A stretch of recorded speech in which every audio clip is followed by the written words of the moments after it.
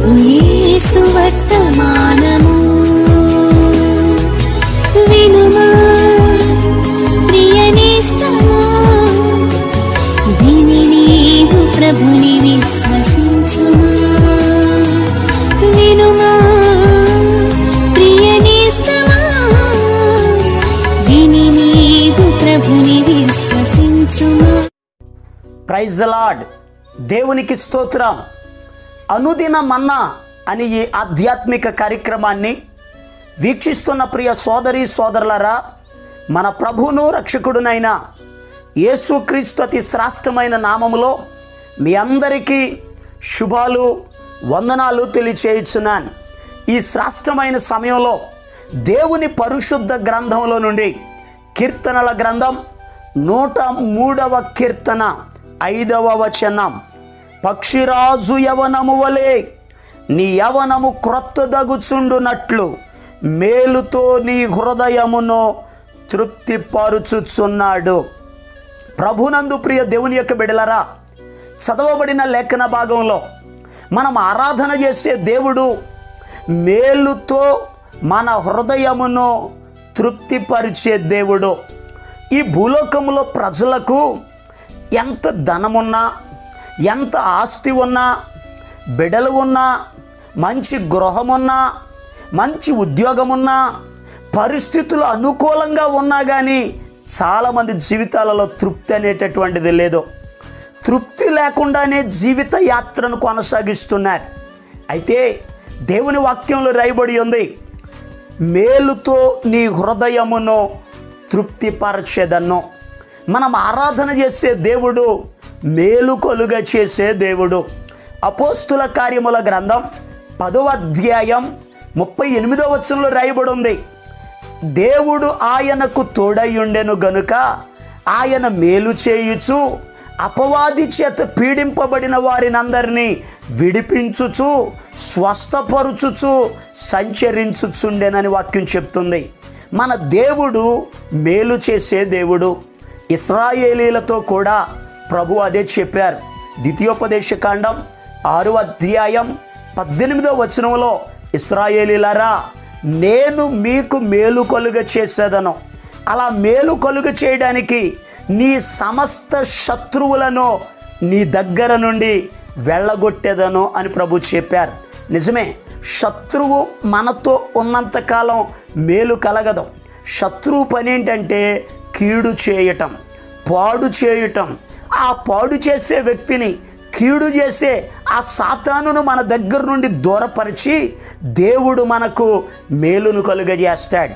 అయితే ఈ శ్రేష్టమైన సమయంలో దేవుడు మనకు, మన కుటుంబాలకు మేలు కలుగ చేయాలి అని అంటే మనం ఏం చేయాలో పరిశుద్ధ గ్రంథంలో నుండి జాగ్రత్తగా దేవుని వాక్యాన్ని ధ్యానం చేద్దాం.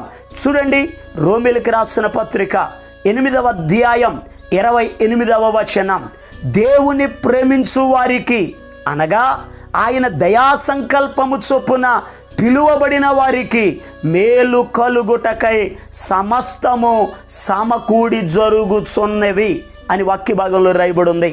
ప్రియ దేవుని బిడ్డలారా, మన దేవుడు మేలు చేసే దేవుడు. ఎవరికి మేలు చేస్తాడు? వాక్యం చెప్తుంది, దేవుని ప్రేమించు వారికి. ఎవరైతే దేవునిని ప్రేమిస్తారో ఆ ప్రేమించే వారికట మేలు కలుగుతుంది. ఈరోజు ప్రియ దేవుని బిడ్డలారా, దేవునిని మనం ప్రేమించాలి. ఎందుకు అని అడిగితే, మనము ప్రేమించకముందే, మనము దూరస్తులుగా ఉండగానే, మనము బలహీనులుగా ఉండగానే, మనము శత్రువులుగా ఉండగానే దేవుడే మొదట మనలను ప్రేమించాడు. వాక్యం చెప్తుంది, దేవుడు లోకమును ఎంతో ప్రేమించానని వాక్యంలో రాయబడి ఉంది. దేవుడు ప్రేమ స్వరూపి అయి ఉన్నాడు. ఆ ప్రేమ కలిగిన దేవుడు మనలను ప్రేమించాడు, మనకు రక్షణ భాగ్యాన్ని ఇచ్చాడు. ఆ దేవుడు చెప్తున్నాడు, నేను మీకు మేలు కలుగజేస్తాను, మీరు నన్ను ప్రేమించండి అని అన్నారు. ఒక రోజు నాడు ఒక ధర్మశాస్త్ర ఉపదేశకుడు యేసయ్య దగ్గరకు వచ్చారు. బోధకుడా, ఆజ్ఞలలో ప్రధానమైన ఆజ్ఞలు ఏమిటో చెప్పు అని అన్నారు.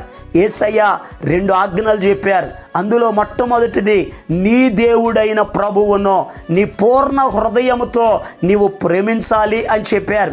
రెండవ మాట నిన్ను వలె నీ పొరుగువానిని ప్రేమించాలి అని చెప్పారు. ప్రియ దేవుని బిడ్డలారా, దేవునిని మనం ప్రేమించాలి. మరి దేవుణ్ణి ప్రేమించుట అంటే ఏమిటి? పరిశుద్ధ గ్రంథంలో రాయబడి ఉంది.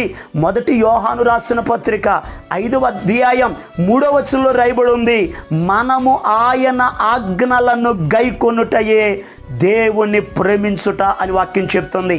ఎవరైతే ఆయన ఆజ్ఞలను గైకొంటారో, ఆజ్ఞలు అనగా ఆయన మాట, ఆయన మాటను వింటారో ఆ విన్నవారు దేవునిని ప్రేమిస్తారు. అలా ప్రేమించిన వారికి దేవుడు మేలు కలుగజేస్తాడు. పరిశుద్ధ గ్రంథంలో కీర్తనాకారుడైన దావీదు గారు చెప్పారు, యెహోవా నా బలమా నేను నిన్ను ప్రేమించుచున్నాను అని అన్నారు. దావీదు దేవునిని ప్రేమించారు. దేవుణ్ణి ప్రేమించారు గనకనే దావీదు జీవితంలో అనేక మంది శత్రువులు ఆయన మీదకి వచ్చారు. లెక్కలేనన్ని అపాయాలు నన్ను చుట్టుకున్నాయి అని అన్నారు. ఆయన అపాయాలు వచ్చినా, ప్రమాదాలు వచ్చినా, శత్రువులు వచ్చినా, కీడు వచ్చినా, మరణమైన దగ్గరకు వచ్చినా కానీ దేవుడు ఆయనకు మేలు చేశాడు. వాక్యం చెప్తుంది 91వ కీర్తన 14వ వచనంలో, అతడు నన్ను ప్రేమించుచున్నాడు గనుక నేను అతన్ని తప్పించేదనని ప్రభు చెప్పారు. ప్రియ దేవుని బిడ్డలారా, మన జీవితంలో మేలు కలగాలి అని అంటే మొట్టమొదటిగా దేవునిని ప్రేమించాలి. చూడండి, మరి ఇంకొక మాటను పరిశుద్ధ గ్రంథంలో నుండి ధ్యానం చేద్దాం. కీర్తనల గ్రంథం 31వ కీర్తన 19వ వచనం, నీ యందు భయభక్తులు గల వారి నిమిత్తము నీవు దాచి ఉంచిన మేలు ఎంతో గొప్పది అని వాక్యంలో రాయబడి ఉంది. ప్రియ దేవుని బిడ్డలారా, దేవుడు ఎవరైతే ఆయన యందు భయభక్తులు కలిగి ఉంటారో, భయముతో కూడిన భక్తిని ఎవరైతే చేస్తారో దేవుడు వారికి మేలు చేస్తాడు. దేవుడు మనకు మేలు చేయాలనే ఆశ ఉంది, మంచిదే. దేవునికి భయపడుతున్నారా? దేవునికి భక్తి చేస్తున్నారా? ఎవరైతే అలా భయపడుతూ భక్తి చేస్తారో, భయభక్తులు కలిగి ఉంటారో దేవుడు వారికి మేలు చేస్తాడు. ఈరోజు చాలామంది జీవితాల్లో కొందరికి భయం ఉంటుంది కానీ భక్తి ఉండడం లేదు. మరికొందరికి దేవుడు అంటే చాలా భక్తి కానీ భయం లేకుండా ప్రవర్తిస్తారు. భయం లేకుండా భక్తి ఉన్నా, భక్తి లేకుండా భయం ఉన్నా నిష్ప్రయోజనం. భయముతో కూడిన భక్తి నీకు మేలు కలుగజేస్తుంది. పరిశుద్ధ గ్రంథంలో ఇశ్రాయేలీలు ఐగుప్తు దేశంలో బానిసత్వంలో ఉన్నప్పుడు యోసేపును ఎరుగనటువంటి రాజు ఐగుప్తును పరిపాలన చేస్తున్నాడు. ఆ రాజుగారు ఇశ్రాయేలీల ప్రజలందరినీ చూచారట. ఇశ్రాయేలీలోనేమో మగపిల్లలు పుడుతున్నారు, ఐగుప్తీలకేమో ఆడపిల్లలు పుడుతున్నారు.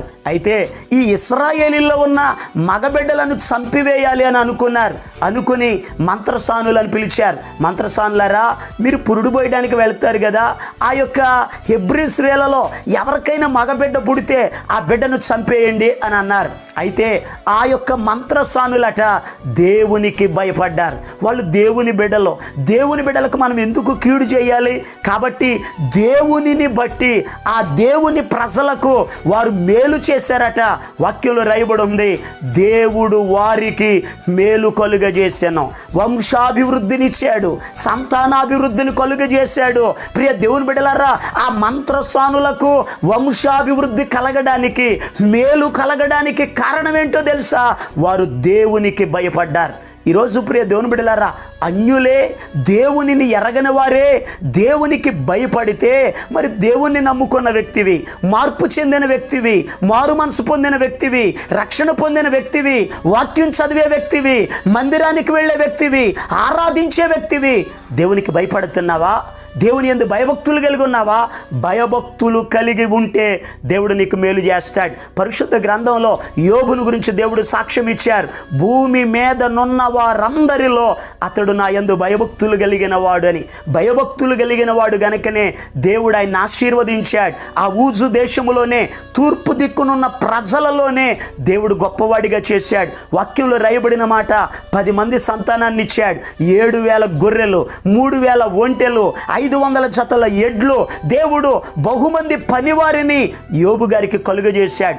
యోబుకు మేలు చేయడానికి కారణం అతడు దేవుని యందు భయభక్తులు కలిగిన వాడు. ఈరోజు ప్రియ దేవుని బిడ్డలారా, నీ జీవితంలో నీవు కూడా భయభక్తులు కలిగి ఉండగలిగితే దేవుడు నీకు కూడా మేలు చేస్తారు. మరి ఇంకొక విషయాన్ని పరిశుద్ధ గ్రంథంలో నుండి జాగ్రత్తగా ధ్యానం చేద్దాం. యోబు గ్రంథం 22వ అధ్యాయం 21వ వచనం, ఆయనతో సహవాసము చేసిన ఎడల నీకు సమాధానము కలుగును, అలాగున నీకు మేలు కలుగును. ప్రియ దేవుని యొక్క బిడ్డలారా, మనకు మేలు కలగాలి అంటే మనము యేసయ్యతో సహవాసం చేయాలి. ఎవరు దేవునితో సహవాసం చేస్తారో అలా చేసేవారికి మేలు కలుగుతుంది. అబ్రహాము దేవునికి స్నేహితుడు అని వాక్యంలో రాయబడి ఉంది. అబ్రహాము దేవునికి స్నేహితుడు గనుకనే, అలా సహవాసం చేశాడు గనుకనే అబ్రహామును దేవుడు పిలిచాడు, అబ్రహామును ఆశీర్వదించాడు, అబ్రహాముకు సంతానాభివృద్ధిని కలుగజేశాడు. ప్రియ దేవుని బిడ్డలారా, విశ్వాసులకు తండ్రిగా దేవుడు నిలబెట్టాడు. కారణం, అబ్రహాము దేవునితో సహవాసం చేశాడు. ఈరోజు ఈ మాటలు వింటున్న ప్రియ దేవుని బిడ్డలారా, మనము కూడా దేవునితో సహవాసం చేయాలి. వాక్యం చెప్తుంది, తన కుమారుని సహవాసమునకు మిమ్మును పిలిచిన దేవుడు నమ్మదగిన వాడని వాక్యంలో రాయబడి ఉంది.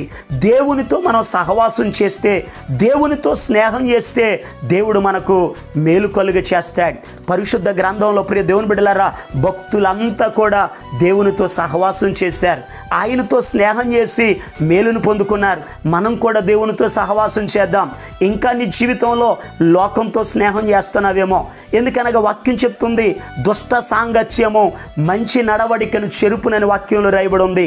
దుష్టులతోనో లేకపోతే లోక సంబంధికంగా దేవునికి వ్యతిరేకంగా జీవిస్తున్న వారితో నువ్వు సహవాసం చేస్తే నీవు కూడా దేవునికి దూరం అయిపోతావు. వాక్యం చెప్తుంది, జ్ఞానుల సహవాసము చేయువాడు జ్ఞానము గలవాడగునని వాక్యం చెప్తుంది. మనం దేవునితో సహవాసం చేస్తే దేవుని స్వారూప్యంలోనికి మార్చబడతాం. దేవుడు పరిశుద్ధుడు కనుక మనం కూడా పరిశుద్ధులుగా మార్చబడతాం. ఈరోజు ఈ మాటలు వింటున్న ప్రియ దేవుని బిడ్డలారా, దేవునితో సహవాసం చేయండి, ప్రభు ఇచ్చే మేలును పొందుకోనండి. దేవుడు అలాగున మీకు మీ కుటుంబాలకు మేలు కలుగ చేయునట్లుగా మీ కొరకు నేను ప్రార్థన చేస్తాను. తల వంచండి, కళ్ళు మూసుకోనండి, ప్రార్థనలు ఏకీభవించండి. మహాపరిశుద్ధుడును ప్రేమ కలిగిన మా పరమ తండ్రి, నీకు వందనాలయ్యా. ఎందుకనగా మేలుతో మీ హృదయమును తృప్తిపరుస్తానని వాగ్దానం చేశారు. ఈ వాగ్దానం ఎంతమంది అయితే చూస్తున్నారో నీ బిడ్డల జీవితాల్లో మేలు కలుగునుగాకని ఆజ్ఞాపిస్తున్నాను. అయ్యా, ప్రత్యేకమైన రీతిలో నీ బిడ్డలను మీరు దీవించండి, ప్రతి అవసరతలను తీర్చండి. ఈ దిన ప్రయాణం అంతట్లో మీరు తోడై ఉండండి, పనులలో నీ సహాయం దయచేయండి. క్షేమము కలుగునుగాక, ప్రతి అవసరత తీర్చబడునుగాక. ఎవరైతే బలహీనులుగా ఉన్నారో యేసు నామములో స్వస్థత కలుగునుగాక ఆజ్ఞాపిస్తున్నాను. నీ కార్యములు నీ బిడ్డల జీవితాల్లో చేసి మహిమ ఘనత ప్రభావాలు మీరే పొందుకోనమని యేసు క్రీస్తు అతి పరిశుద్ధమైన నామం పేరట ప్రార్థన చేసి అడిగి పొందుకొని ఉన్నాము తండ్రి, ఆమేన్. మన ప్రభు అయిన యేసు క్రీస్తు కృప మీకు తోడుగా ఉండి నడిపించునుగాక, ఆమేన్. ఈరోజు పుట్టినరోజు మరియు పెళ్లి రోజు జరుపుకుంటున్న వారికి సీసలి మన్నా చర్చి తరపున మా కుటుంబ పక్షముగా మీకు శుభాలు తెలియపరుస్తున్నాం. May God bless you. దేవుడు మీకు తోడుగా ఉండి మిమ్మల్ని ఆశీర్వదించునుగాక. దయచేసి గమనించండి, మీ కొరకును మీ కుటుంబం కొరకును దేవుడు మిమ్మలను అభివృద్ధి పరచాలని నిత్యము మేము ప్రార్థన చేస్తున్నాం. ఏమైనా ప్రార్థన అవసరతలు ఉన్న ఎడల ఈ స్క్రీన్ మీద కనబడుతున్న నెంబర్కి ఫోన్ చేసి తెలియపరచండి. ప్రియ దేవుని బిడ్డలారా, అనుదిన మన్నా అనే ఈ వర్తమానాలు మీ స్నేహితులకు మీ బంధువులకు కూడా షేర్ చేయండి. మన్నా చర్చ్ సీసలి అనే ఈ యూట్యూబ్ ఛానల్ను సబ్స్క్రైబ్ చేయండి. అందరికీ వందనాలు. చెరలోనైనా పాడుతా ఆనందపు స్తుతి పాట, మరణము వరకు చాటుతా యేసయ్యను ప్రతి చోట. చెరలోనైనా పాడుతా ఆనందపు స్తుతి పాట, మరణము వరకు చాటుతా యేసయ్యను ప్రతి చోట. కరువైనా బరువైనా, కరువైనా బరువైనా విడిచిపోను ప్రభు బాట, విడిచిపోను ప్రభు బాట. చెరలోనైనా పాడు